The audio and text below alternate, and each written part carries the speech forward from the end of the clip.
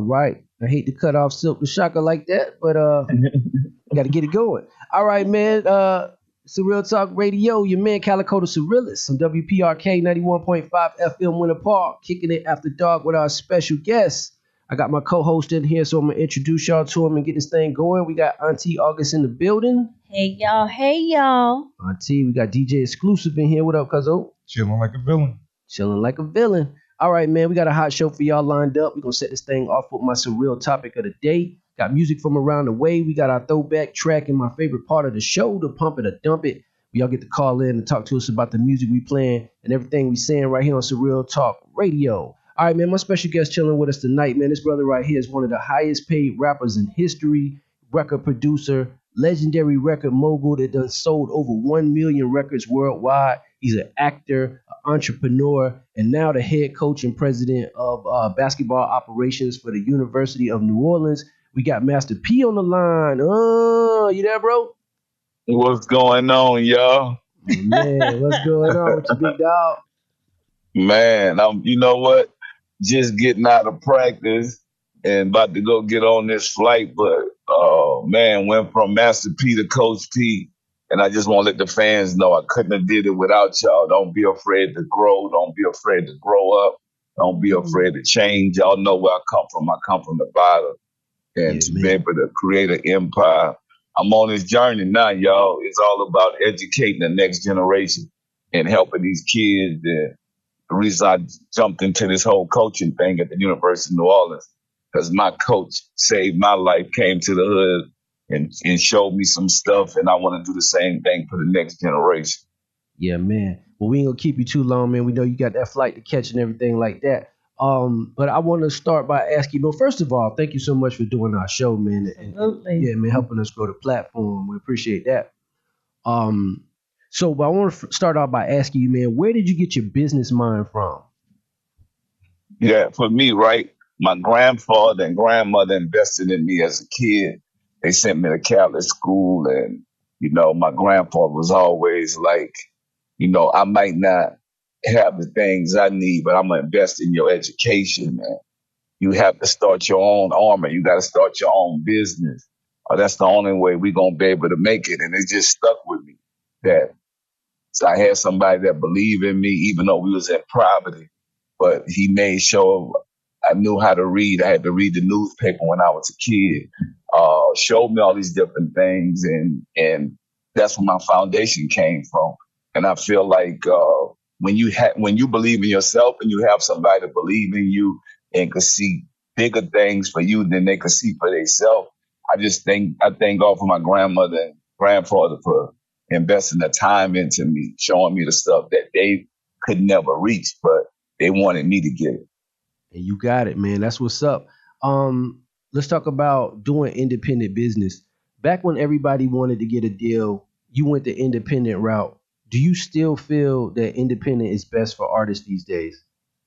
Yeah, I mean, especially with the times with the internet and AI and all the things you have now, I feel like it's still the best route. I had to sell records out the trunk of my car, but I feel like this generation, now you got to press of a button and you could reach millions and millions of people. Mm-hmm. At my time, I had to jump on a plane, jump in my truck, drive around, touch people, hit so many different communities. And I was able to do it as going all these different places. But now you make a record, you don't have to do all the covers and the things we had to do. Now you can just put the song out, put it on SoundCloud, put it on all these different platforms, and you could touch millions of people. So I don't think you really need the record companies the same way we didn't need it, but you're going to have to put the work in. But now it's more digital ran, and you got a lot of work to do for us, making sure now TikTok, making sure you got all this social media stuff. But you got to actually put the time in. I think a lot of people try to cheat the game. So they were like, oh, I'm going to just go to these people and get some money from them. That's short-term thinking. But if you go in there and invest your own money, I feel like you could sell even more records, because all the people that's successful, they started out on TikTok in this era right now. So they already have a hit. And then one of these companies just take it from there. But if they're willing to put the work in, because that's what I had to do. I Right. had to put the work in. Yeah, So, but yeah. some people, most artists want to be pampered, y'all. You know that Yeah, they don't want, true. they don't want to put the work in. I hear that. Yeah, because now everybody want to be independent, but not realizing that without units, like you was dealing with units in your day, but Hmm. without dealing with units, all you really left with is the spins, or what they call them, streams now. Friends. But Yep. correct me if I'm wrong though. Back in the day, back in the Master P day, the radio spins actually paid more than the streams. Is that right? Yeah, it did. When you look at it right now, you see a lot of artists complaining because Yeah, That's a true. lot of these streams is like a penny, and yeah, it's like it's crazy. yeah. And I Like, see it like a big commercial, right? Like yeah, they just use they use it for a commercial, but I do think that the rappers are getting paid more, so it kind of balances out in that way yeah, for performing. But I also think it's a lot of trash, like there's a lot of pollution in the game with people being able to just upload anything they want. And yeah. want to get your thoughts on that. Well, I just think that we got to think outside the box and be thankful for the opportunities, even though now the mass numbers can get to the system now, and you couldn't do that back in the days. But Mm, I also think it's a plus. So I think social media is a gift and a curse for this generation because you either got to use it as a business. Most people just using it as enjoyment, saying, "Hey, I want people to see what I have, what I got." But mm. the people that's using it as a business, they're gonna conquer and they're gonna be able to be successful. But I mean, the world has changed because you can get everything now, and so that's why it ain't as valuable as it used to be. But the people that still putting their heart and soul and actually uh, working on their craft, getting better. It's almost like a basketball player. You get better when you stay in the gym. Same thing in music. When you stay in the studio, you put the time in, you're gonna pass up everybody else. And I think you're gonna pass up, like you say, the pollution. Hmm. The ones that ain't working as hard, that just like, hey, I'm gonna come out of nowhere. No, but the ones that actually put in the work, they're gonna survive. Right. Let me chime in here. Do you think that the hustle is not as important as it used to be, like back in the 80s and the 90s? Because, like you said, you were selling records out your trunk. There was a lot of artists that did that. Nowadays, it's click of a button. I don't. Yeah, nah, it's there, but it's there on the digital thing Mm, because think about it, we actually had to touch the people. Now they don't have to do it like because they can touch so many people at one time, but you actually just seeing them on the computer. You're not actually like touching somebody, signing the autograph, giving them a T-shirt. So that part of the game is missing, but you could actually blow up overnight if you got a big record. If everybody like this, then all of a sudden you're a big star. Because think about it, even in these concerts, a lot of the people that are performing now, like the older people don't even know who the people are. They never heard of them. You never heard them on the radio. You don't have to come on the radio no more. Right. I mean, prime example right now, NBA YoungBoy is probably one of the biggest artists in the world. They never played on the radio. That's yeah. crazy. Man, I love your I love this answer, and I love the way you speak. Education. Yeah, the education on it. Speaking of which, I want to kind of go into talking about marketing for a quick second here, man, because you was a genius marketer. And one of the examples I want to pull out, because I don't know if this was intentional or not, I want to ask you. Those colorful jewel cases that you had. I mean, everybody knew a No Limit record in the record store because of how colorful it was. And I want to know, Yeah. was that intentional, or was that just your style? Whatever it was definitely a genius marketing. Whether it was inadvertent or not. But like, what do you say? So I want y'all to know that No Limit started out as a retail record store in Richmond, California. Right. So I got a chance to see all the records that was coming out. And I said a lot of these albums, back in our time, you had NWA, you had the Ghetto Boys, you had Right. Ice Cube. All this stuff was dark and it was black. And I'm like, in the store, it was getting lost. So me studying marketing Mm, in college, I'm like, I need to light this place up. And so what I did, even in my own store, when I stopped, I said, when I put a project out, I want people to be able to see it. mm. And that's what I did. And so that's where all the loud colors come from. That's where the bling comes from. I'm like, no, I want this to jump off the shelf. Because And it back in the did. days, all the stuff was on the shelf. And Yeah. so that was my thing, making this jump off the shelf and saying, if somebody like this by seeing it, they're gonna look at it, and then when they open it up and we got good music, I'm gonna give them more for their money. So not only it was colorful, but I gave them way more songs than the other artists were giving. Because back in the days, people was giving like 12 songs. Right. And I'm like, no, I'm going to double them up. I'm going to give them 20-something songs, 19, 18 songs, give them more for their money. And then I'm going to make them I go was to just my... gonna say you was pumping the mugs out like every other week too. Hey, So man. and that's what it was about. I said I wanted the customers by me having a retail store. So I opened up a retail store, and that's when I was able to understand what the customer wanted. Yeah, Smart. man, the smart. ice cream, man, he had all the flavors, man. Look at that. Oh, well, check it. Let's talk about 31 flavors. Hey, man, let's talk about basketball for a second. I know you ain't got a lot of time. You just became the head coach and president of basketball operations for the University of New Orleans. Like you said, Coach P. Before this, you done played in the CBA, the IBL, the ABA, even a little bit of time in the NBA with the Yes. Hornets and the Raptors. Yeah. So off the court, like what you do off the court affects you as a player. And I'm gonna give you an example, like when you, I guess you had some kind of issue with the Hornets with your hardcore Mhm. lyrics and stuff like that. Yeah. Is this a part of your coaching? Like, do you tell your players anything along these lines? Yeah. So my thing is, you have to be in the right mindset. You got to make sure now you're doing the right thing, even for social media. The world is watching you. And my thing is, a lot of these things are going to stop you from being a pro athlete. Right. And if you don't do the right thing off the court, then you won't get on the court because nobody like, think about it. There's a lot of these players that we see in high school was top players, Mhm. and all of a sudden they go away because of the things they do off the court. Right. Then there's a lot of these guys in college that you don't see get to the NBA. You're like, man, this guy was so good, but why they didn't make it? It was the things they did off the court. Yeah. And even if you look at me being president of basketball operations, if I wasn't doing the right thing, nobody would give me this opportunity. We running a Division I university, and to be able to do this, then you have to do the right thing. Exactly, man. I love that answer, man. You all right? So you coached AAU players, Brandon Yeah. Jennings, Lance Stevenson, DeMar DeRozan at the time. DeRozan went on to actually say, he says this, I'm gonna quote him. He says, "I am forever grateful for having him in my life. He taught us about life, how to understand business, the business of basketball. He was, in a sense, a father figure."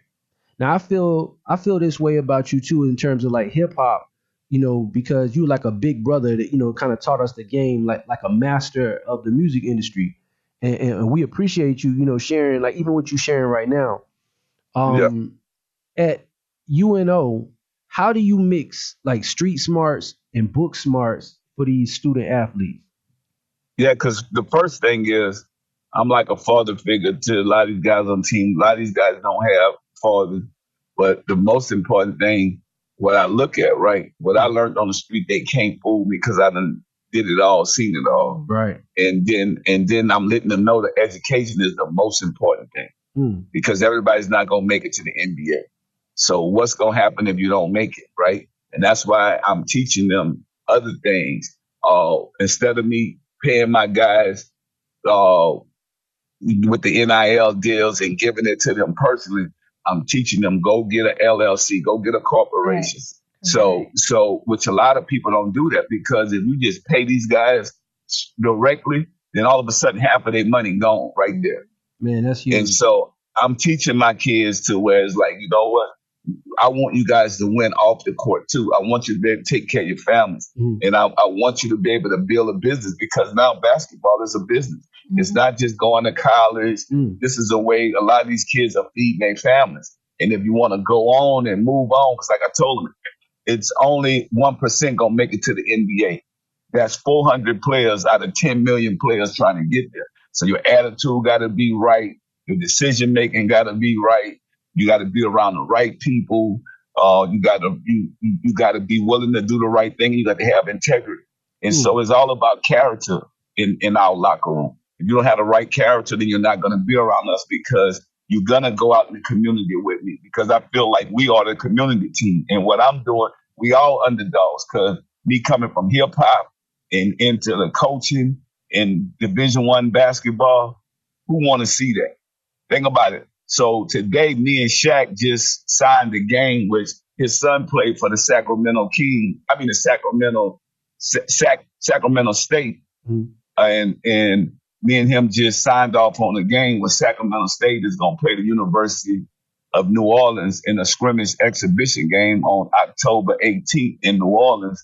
But this is bigger than basketball. We're doing this to where now we can shine light on both programs. But you got me, the president of basketball operations, and him, the general manager of Sacramento State, which is incredible, man. From us coming from where we came from and to be able to do this in Louisiana, we both Louisiana residents. Mhm. So, but the kids are gonna get the spotlight because we sacrificing what we have, our time. We sacrificing being able to be there and saying that, we could be doing a million things, but we investing in the next generation education. So the growth is important. I love what Deion Sanders did in Colorado. So for us being able to bring this change and doing this in New Orleans is going to be incredible. That's Yeah, awesome. man. Yeah, I love that. That answer right there was just worth. That was worth $1 million in itself. Let's talk about hustle, motivation. That grind. Everybody want to be on a team, but everybody don't want to do the work. How do you coach this type of mentality? Like, what's your approach to that? Because, right, you might not hit every shot, but you got to come here and give effort. Mhm. You got to play defense. So that's going to be the difference. Then you got to get your schoolwork done, or you can't play college basketball. Got you. Okay, a huge question for me to you is, how do you stay grounded with so much? I mean, you done accomplished so much. How do you stay grounded with so much success with this, this no limit mentality? I had to tell my homeboy the other day, I have to gauge myself from self destruction. I have to gauge myself Yeah. from greed and things like that. I want to know, how do you stay grounded with all of the success that you've accomplished? Well, you got to know what your passion and purpose is. So I know what that is, and it's all about kingdom building. I mean, God spared my life. I come from the projects. I come from nothing. I'm thankful. I'm grateful. And it's about being a servant. It's not about what we have. I mean, I got a lot of nice stuff, but we can't take this with us. Think about it. We're losing people every day. You can't take this material stuff with you. It's temporary. So what are you going to do while you're on this planet? Something that's going to make a difference. And once you understand what your passion and purpose is, everything else is, you're going to be humble. You're going to be thankful and appreciative because, I mean, the life that I have, I get to live this life. This is not about me. This is bigger than me. Yeah, I listen to a lot of your interviews, and one of the things that you say a lot is, you put God first. Yeah. And I want to ask you, man, not a sideways question, anything like that, but what does that actually look like? Like, how so when you say that? I mean, it's the way I live. Because think about it, right? At first, it's all about you. You want to make it out the hood. No, but what if you put God first with everything that you do in your business and my coaching, with my family and my kids, and I let God lead me? I'm not trying to play God. It's not about me or how much money I have. Think about it. It's a lot of people that have money that's unhappy Mm-hmm. because they don't understand that. And I'm thankful. I got to put God first. If I put God first in my business, I'm gonna be successful. If I put God first in my family, in my school, in my program, we're gonna be successful because everybody else that's doing this, they thinking they doing it. Right. I don't think it's me. I'm putting them first and letting them lead me on this journey. I hear that, man. Amen to that. That integrity, you got integrity of a king, though. Definitely. Oh yeah, man. nice. It's about living with integrity. Mhm. Everybody doesn't do that or know how to do that. So with your background and with your experience, if you see someone who lacks integrity, how would you get that across to them? How would you feed Yeah. into them? Yeah. Yeah, so my thing is being able to communicate with them. So I think a lot of people have yes people around them. So when they're successful, they can't listen to nobody. They think it's about their money and it's think about them. But people don't want to be around people like that. Mhm. My thing is I don't want headache money. That's my motto for this year. I don't want no headache money. I don't care how much money it is. It could be millions, it could be billions, but I don't want headache money. I want to be around good people. I want to be around people that I can build a relationship with. I want to be around people that are smarter than me, people that think the way I think. For And I sure. want to be around people that I can learn from and I could grow with. Definitely. Hey Love that P, where we answer. at on time with you, man? I want to respect your time, and I got a million questions over here laid out, Yeah. but I want how much time we got for you? I mean, we got like 10 more minutes. Okay, cool. So let's talk about you as an entrepreneur. You've partnered with the Rap Snacks, you know what I'm saying, on the Hmm. chips. You've also, with the cereal brands, the Master Crunch, even the Snoop cereal. Yeah. Would you say it's more money in this than in music? Oh, yeah. I mean, product outweighs talent. Merchandise.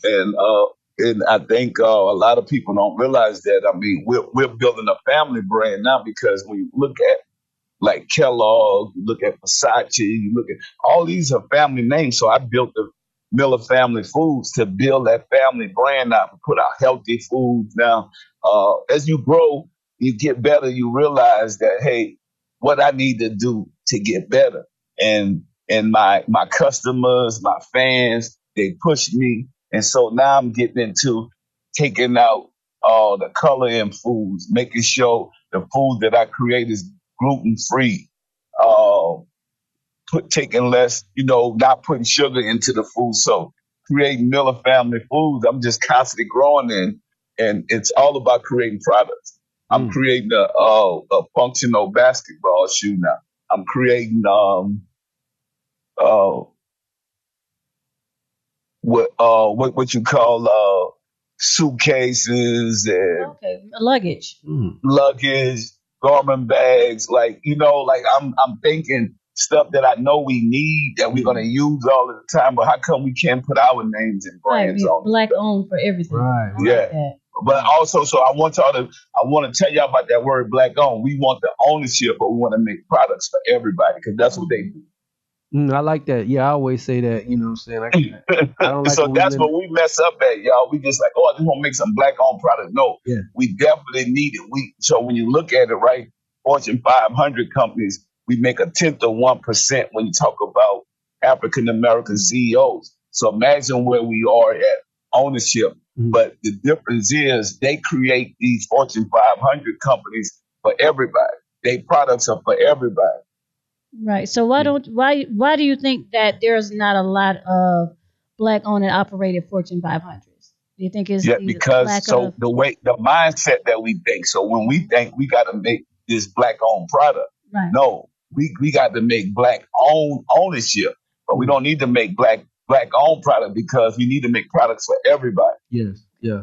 So would the word black owned not be relevant, or should we No, find another no, way it's to use it? relevant, but the product that we make. So I'm Uh-huh. just saying the mentality, right? So we making something that's just straight for African American people. And I'm like, no, let's make stuff for whites, blacks, Asian, Right. Latinos, Yeah. Indian, but it need to be owned by us because there's not enough black owned product. Right. So it's not the product, it's the product we make. We just saying when we think about the ownership, we need to be at a higher level of that. Yeah, it's kind of like But you. It's kind of like you when you doing hip hop. Hip hop is like yes, mainly for black people, but then when you're doing the cereal, that's universal. Everybody Right. got to eat yeah, cereal, so And I get nowadays, what he's yeah, a saying. lot of black people are making, our own product for our Yeah. own stuff, like black skin yeah. products and stuff like Right. that. So I Hmm. definitely get it. Right. Right. Right. Okay. So one thing I always admired about No Limit and Cash Money is that you guys both made money from the same city, and Yeah. where I'm from, it's a lot of competition. Hmm. And I want to know. I want you to speak on this for a minute and tell us how do you deal with this crab in the bucket mentality? Well, you gotta separate yourself, and we in competition with us. But think about it.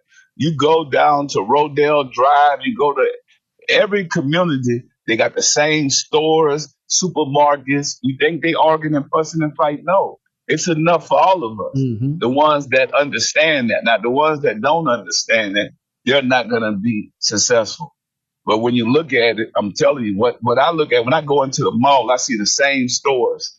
You go walk down these these different lanes. You see the same stores in the mall, and they all making money. How come we can't do it? Amen. Amen. You hit it.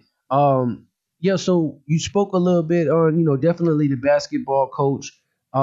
What's next for Master P? I know you said you're gonna make the bags and stuff like that, but like what's the next what can we expect? Or is this gonna be like some secret we'll find out when we find out? Now, I mean, I still want to make movies, so I'm Okay. working on that now, creating movies. So you'll see me doing that, and just being able to invest in the next generation of youth. Like I'm focused on a lot of middle schools now because I want them to get it now. I'm focused on prevention. I don't want them to end up in jail, die at a younger age. And I'm like, you know what? Let me focus on the youth. And that's what I'm doing now, even with my basketball. We have a 10,000 seat arena. I'm buying 4,000 middle school kids tickets because I want them to get on that campus and see what a Division I school look like and where they could come further their education. And I want them to have that experience at a young age. So when they grow up and get to high school, they can think, oh, I want to go to college. So it's all about preparation. Okay. That's wonderful. Definitely, man. Definitely, man. Well, listen, man. Thank you so much for, thank you so much Yeah. for your time, man. Thank you so much for doing this for hip hop and everything like that, man. We definitely appreciate having you on the show, man. We'll I give you appreciate social y'all. media. Yeah, before we let you go, man, if you got any shout out social media, any events coming up, anything like that, man, go ahead and let's get that out there. Like I said, y'all, our first game is October 18th at the Lakefront Arena. If you're in the New Orleans area or you want to come through, uh, get a ticket. You can go online to University of New Orleans and get a ticket to come to the game. Our first home game is going to be November 8th. And y'all want to contact me on IG at Master P. And I appreciate y'all because I couldn't sell the records that I sold without you guys and all my fans, all the DJs, everybody that was a part of my career. And then the people that's coming with me on this next journey. Me coming from hip hop and coaching, went from Master P to Coach P, and now to be able to be president of basketball operations at the University of New Orleans.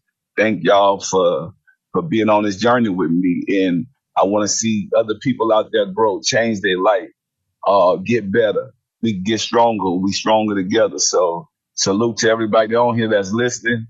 Keep chasing your dreams. And that's what it is with me. And put God first. And no journey is too small. No goal is too small when you put God in it. So let's go, y'all. My Coach man. P, I'm signing off and I see y'all. Thank All you right, so brother. much. Congratulations.